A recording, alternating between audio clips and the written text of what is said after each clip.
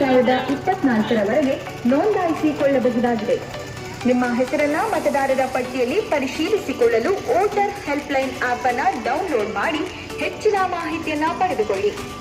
ನಿಮ್ಮ ಸುತ್ತಮುತ್ತಲಿನ ಪ್ರದೇಶದಲ್ಲಿ ಮಾದರಿ ನೀತಿ ಸಂಹಿತೆ ಉಲ್ಲಂಘನೆ ಆಗುತ್ತಿದ್ದರೆ ವರದಿಯನ್ನ ಮಾಡಲು ಸಿಟಿಜನ್ ಆಪ್ನ ಮೂಲಕ ನೀವು ವರದಿ ಮಾಡಬಹುದಾಗಿದೆ.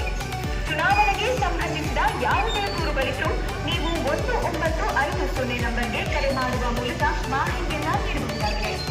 ನೀವು ಕೂಡ ಮತದಾನ ಜಾಗೃತಿ ಅಭಿಯಾನದಲ್ಲಿ ಭಾಗವಹಿಸಿ ಪ್ರಜಾಪ್ರಭುತ್ವದ ಹಕ್ಕಲ್ಲಿ ಭಾಗವಹಿಸಿ.